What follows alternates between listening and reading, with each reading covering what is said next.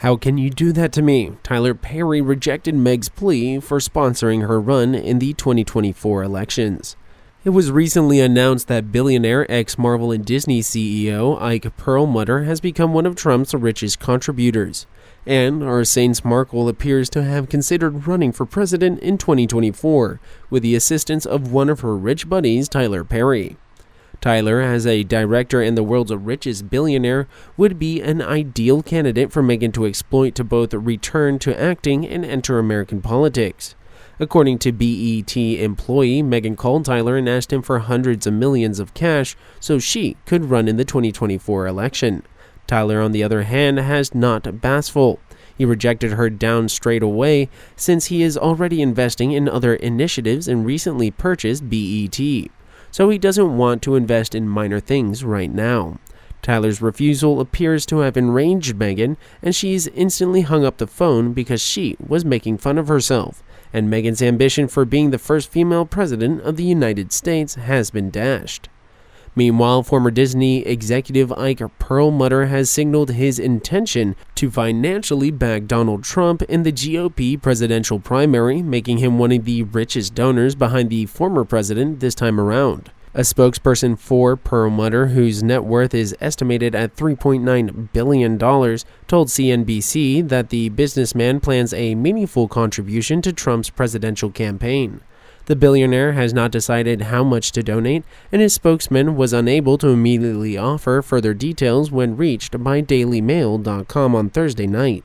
Perlmutter is Disney's largest individual shareholder and had led the company's Marvel Entertainment unit until he was unceremoniously fired in April after repeatedly clashing with Disney CEO Bob Iger. It comes as another blow to the presidential campaign of Ron DeSantis, who Perlmutter previously backed with $250,000, supporting his successful 2018 run and 2022 re-election as Florida governor. His wife also gave $2 million to the same state-level PAC that backed DeSantis for governor, record shows. However, Perlmutter has close and long-standing ties to Trump and donated $10.5 million towards pro-Trump super PAC during the 2020 election, with his wife making an identical contribution to the same PAC. Perlmutter also met with Trump in the White House in 2017 and reportedly acted as outside advisor to the administration on issues related to the Department of Veteran Affairs. But DeSantis may have hoped to win financial support from Perlmutter, who had voiced support for the governor's culture war with Disney over the company's opposition to Florida's so-called Don't Say Gay law. Perlmutter told Wall Street Journal that he had called DeSantis to tell him "you're right" after he was sacked in April.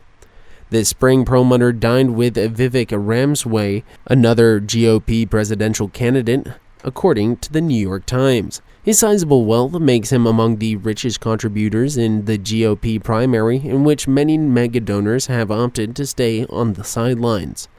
Republican benefactor Miriam Adelson, the widow of former Trump mega donor Sheldon Adelson, doesn't intend to get involved in the party's 2024 primary, according to Politico. Reports have been mounting that the biggest donors are increasingly concerned about the campaign of DeSantis, who is the top challenger to the current frontrunner Trump.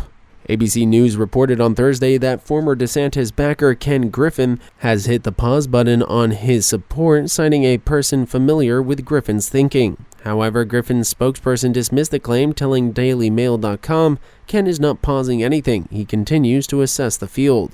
Prior to his firing, Perlmutter, 80, had a long feuded with Disney CEO Iger, repeatedly backing activist investor Nelson Peltz's failed bid to join the company's board as part of a campaign to slash costs. He was the CEO of Marvel Entertainment prior to Disney's 2009 acquisition of the franchise and helped broker the takeover, in which he was reportedly paid $800 million in cash and a massive grant of Disney stock. Perlmutter oversaw the early Marvel Cinematic Universe until Iger sidelined him in 2015 shuffle, which saw Marvel Studios head Kevin Feige begin reporting directly to the chairman of Walt Disney Studios.